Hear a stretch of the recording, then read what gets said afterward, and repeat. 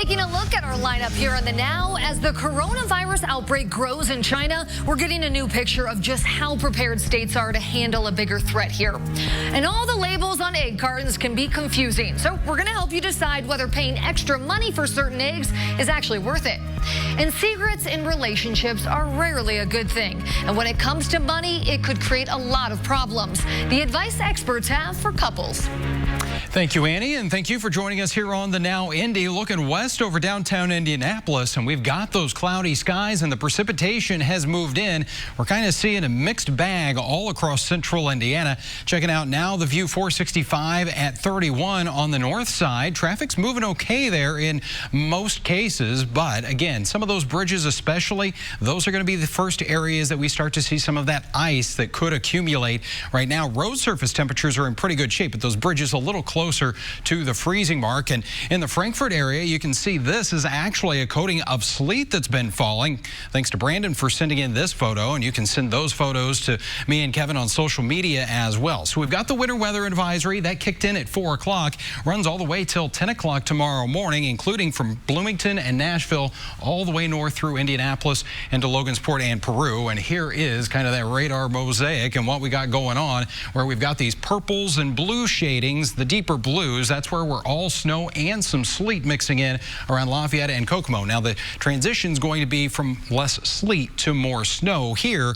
Meanwhile, near I-70, this purple, that's some of that freezing rain from Greencastle around Indianapolis and even into the Newcastle area. This is going to continue to move over some of the same locations. So that's where we're looking at the potential for some of that ice accumulation, more in the way of just a chilly rain, Bloomfield into the Columbus and Greensburg areas. Right now, sitting at that critical 32-degree mark in Indianapolis. And as we go through the overnight, we'll start to see that precipitation wind down before it ramps up heading into tomorrow morning. More on how much you can expect in a few minutes. Amanda. Thank you, Kyle. Some renters are struggling to keep a roof over their heads because of their housing history. RTV6's Troy Washington takes a look into how the process of getting into a home can really sting if you don't have a spotless background. We were never evicted. The judge wrote in permanent marker, this is not an eviction, and it meant nothing as we went through our application process. It caused us to be homeless for about 2 months. Though the Jordan family has never been put out of any place, they've been haunted by the mark on their housing history. The Jordan family faced an eviction filing 6 years ago, and today they are still having a tough time when it comes to renting a home. The Jordans are the model family. Roselle Jordan, a Navy and Army veteran who served his country for 9 years. He and his wife, Rochelle, have 5 children. They keep trying to put the past behind them, but they are denied in the application process, or they have to pay double and triple the deposit anytime they try to move. It just doesn't make sense to me. If we've gone and changed the laws to help, people who've had criminal backgrounds so that they can get a job, well, what about those of us who already have a job and just want to get a roof over our head? RTV6 reached out to the Fair Housing Center of Central Indiana. According to Amy Nelson, this happens pretty often. People think there are more rights here than they actually are for tenants.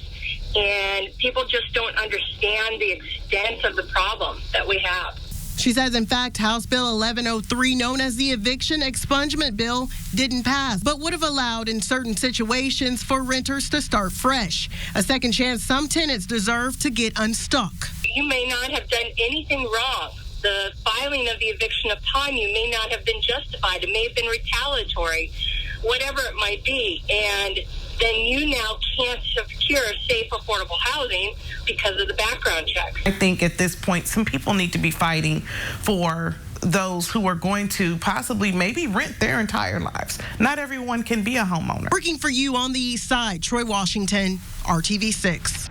And the Fair Housing Center of Central Indiana tells us it might just take legislation to bring the change that is needed to help out families like the Jordans. There are more U.S.-bound planes coming in from China this week. They're carrying passengers from Wuhan, the epicenter of the coronavirus outbreak. They arrived at bases in Sacramento and San Diego today, but they will also be coming to bases in San Antonio and Omaha. The CDC will meet the passengers when they arrive to check their health.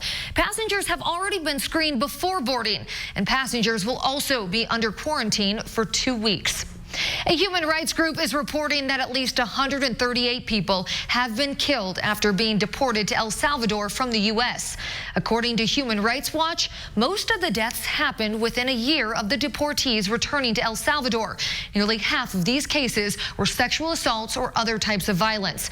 Human Rights Watch estimates the number of deaths is actually much higher, but aren't reported. El Salvador has one of the highest homicide rates in the world. A police chase ended along the Kansas City Chiefs championship parade today. A car actually broke through barricades and crashed. Police say several police cars were able to block the car from crashing into the crowd. 2 people were arrested, but thankfully no one was hurt. Let's start the news feed. Some of the American crews helping fight fires in Australia are returning home. 20 firefighters from California are back in the U.S. after spending nearly a month abroad. Fires have burned more than 26 million acres. More than 1.5 million public school students experienced homelessness during the 2017-2018 school year. Essentially, that's more than the estimated total population of Dallas. The National Center for Homeless Education recorded the highest number of homeless students in more than 10 years. Coastlines across America are shrinking due to sea level rise. A new report from the Virginia Institute of Marine Science says the Gulf Coast is being hit the hardest. Since 1880, the sea level worldwide has risen 8 inches. And good news on the job front for the month of January. The U.S. adding 291,000 jobs. That's almost 100,000 more than were added in December. The Justice Department is looking for more information as it continues an antitrust investigation into Google. Reports indicate the department is honing in on the online ad tools that Google uses. Investigators are looking for information from more than a dozen companies. Well, ahead in our lineup, all the labels on egg cartons can just be plain confusing. So we're going to help you to decide whether paying extra money for certain eggs is actually worth it. Senior living in the heart of Carmel. A traffic alert for you tonight. Sewer work at 16th and Meridian Streets just north of downtown Indianapolis now delayed to Friday. It was supposed to start today, but Citizens Energy now says the work and lane closures will begin after Friday morning's rush hour. Work is expected to last through the end of next week, weather permitting. Complete road closures are not anticipated. Annie. Eggs are a staple in many homes around the country, but it can be tricky to decide which ones to buy with all the claims on the cartons. So I'm helping you to decide if spending the extra money for some eggs is actually worth it for your family. Eggs are one of the hardest things to shop for in the supermarket. From cage-free, free-range, omega-enriched, and now vegetarian, Executive Director Michelle Graham with Urban Farm says it's hard to find the best option. Are you shopping for humane raised or the care of the animals? Are you shopping for the environment? Are you shopping for your own health? Let's start with cage-free. As you guessed it, the chickens aren't kept in small cages. But as we've shown you before, it can be large indoor cages. And it allows for them to engage in some of their natural behaviors indoors. When it comes to free range, that term is similar to cage-free, but in that case, chickens are allowed to roam around more and have access to sunlight. Pasture raised is even a step further from free range. That's the classification for hens that have the most access to sunlight and the ability to roam around outside. Not every label has to do with hen welfare. Maybe you've seen vegetarian as one of the claims on the carton. Chicken is not being fed feed that includes animal byproduct. There's also omega enriched, which can mean flax and omega-3 fatty acid seed was added to the chicken's feed. And when it comes to the color of the yolk, Michelle says the brighter the yolk, the more well-rounded diet the chicken had. You are what you eat. You are what you eats. More in our lineup as the coronavirus outbreak grows in China. We're getting a new picture of just how prepared states are to handle a bigger threat here. And Keller, right now. A House committee is continuing hearings on vaping. Today's focus was on public health with testimony from tobacco and vaping companies. Juul's CEO acknowledged that underage use of e-cigarettes remains too high, but pushed the product as a better alternative for adults who are already addicted. To be clear, Anyone who doesn't use nicotine shouldn't start. Anyone who smokes should quit. For those who cannot or will not quit, less harmful alternatives like vapor products should be available. The federal ban on flavored e-cigarette pods takes effect tomorrow. Only menthol and tobacco flavors will be allowed. There's solid indication that the public health system is ready should the coronavirus threat increase in the U.S. Today, the nonprofit Trust for America's Health released its annual look at how well the country is prepared for emergencies. The good news is for 2019, more states hit that top-tier level in terms of preparedness, and that's in part because flu vaccine rates were higher. And that's a good sign should the coronavirus become more serious. That matters in part because people are less susceptible to a bad response to a novel virus if they are already vaccinated and are not susceptible to seasonal flu. Other emergency preparedness areas that saw improvement include the ability for labs to deal with a surge of virus testing if it were needed. Also, more states have adopted a license which allows nurses to go from one state to another in terms of response. The nonprofit says Congress should look at pre-approving additional money should we need it. It's better to act ahead of time and put all the pieces in place, make sure you've got the money distributed to the right agencies, and then when an emergency happens, you can react quickly. Delays are what cause injuries and deaths. Public health officials were put to the test last year with a unique public emergency, the vaping-related lung illness crisis. Emergency operation centers were activated. Healthcare systems on all levels worked together to identify the cause, and some states put immediate vaping product bans in place. Another big concert announcement to share with you today. Multi-platinum selling country star Sam Hunt is coming to Central Indiana this summer. He'll be at Ruoff Music Center in Noblesville on Friday, August 21st. Special guests that night include Kip Moore, Travis Denning, and Ernest. Tickets go on sale Friday, February 14th at 9 a.m.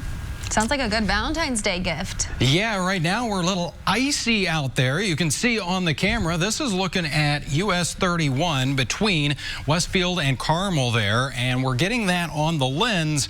So want to watch out on some of those surfaces as you step out there this evening. Could be getting a light glaze of some ice. We'll go ahead and show you Storm Team 6 radar. Want to go through here some of the reports, and we appreciate those coming in on Facebook. Terry reporting in the Petersburg area, changing over to some sleet around 4:30 this afternoon. Lynn saying in Howard County you've got some sleet that's falling.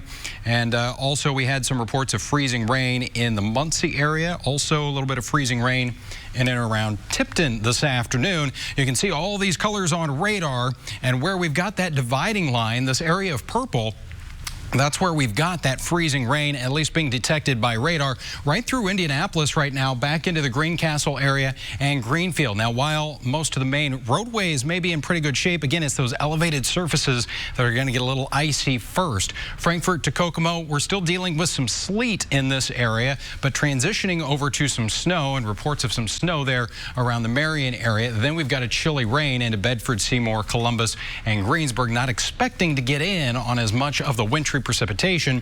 In fact, as we go to about 1 o'clock in the morning, you can see it's really from I-70 to the north where we've got that falling. Could have a few of those snow showers. Still a little bit of freezing drizzle as we go into tomorrow morning. As far as the ice accumulation, should be under 1/10 of an inch for us, but again, enough that we could have some slick spots certainly out there as we go into tomorrow morning. And then about 1 inch to possibly 2 inches of snow for areas around Lafayette, Tipton, and Logansport, and actually some of that sleet accumulation in there as well. May have a few more snow showers on Thursday. Temperatures are going to be on the cooler side, highs in the 30s until we get to Sunday and start to warm things up. Annie? Atlantic City is home to casinos, its iconic boardwalk, and now legalized sports betting. That means big business in New Jersey. And Chris Stewart found that's brought some hope to a place that has seen its ups and downs.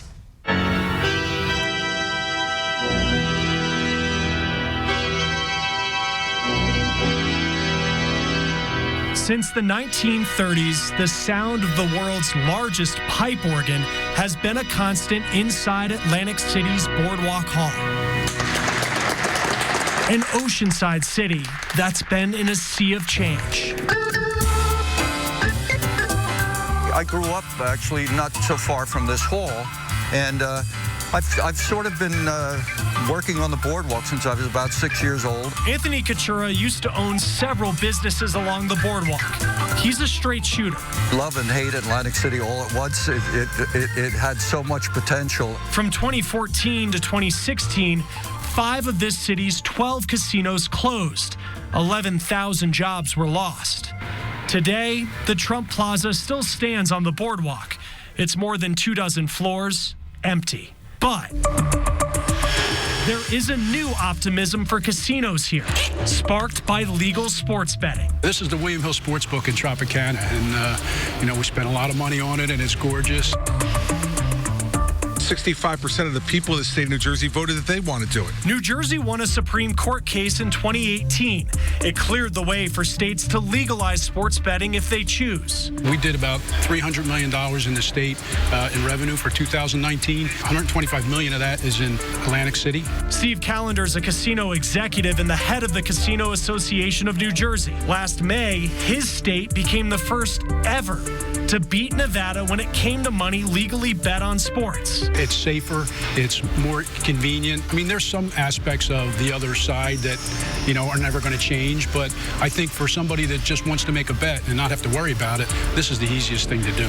New ownership came in to reopen 2 of the closed casinos in 2018, adding hope for those like Chamber of Commerce head Michael Chait that the millions living within driving distance will make the trip. A third of the nation's population has an enormous amount of buying power, and they're looking for experiences. And I think sports gaming provides this unique setting. But it seems like it's just a never-ending thing. Kachura thinks it'll take more investment than just sports betting and casinos to make Atlantic City thrive the way it did when he was growing up. But he'll always have hope that people will continue to bet on his town.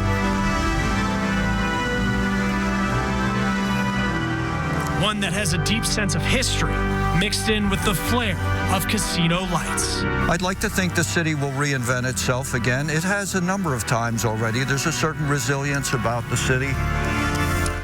Chris, thank you. There are now 21 states that require high school students to take a personal finance class. That's according to a new report from the Council for Economic Education. These states require a high school student to either take a standalone class or have personal financial lessons to be integrated into other coursework. Montana state researchers who were not involved in this report say that financial education requirements help students in a lot of ways. These students are more likely to apply for financial aid for college and actually receive the money. They're also more likely to receive federal loans, which have lower interest than other loans. The Princeton Review releasing its latest breakdown of what colleges and universities can give students the best bang for their buck. The 200 best value colleges for 2020 looks at which undergrad options offer the best return on investment. That means schools on the list aren't necessarily the cheapest. Number 1 is Princeton University, which has an annual tuition of $54,000. Second is the Massachusetts Institute of Technology, followed by Harvey Mudd College in California. Well, finally in our lineup, secrets in relationships are rarely a good thing. And when it comes to money, it could create a lot of problems. The advice experts have for couples.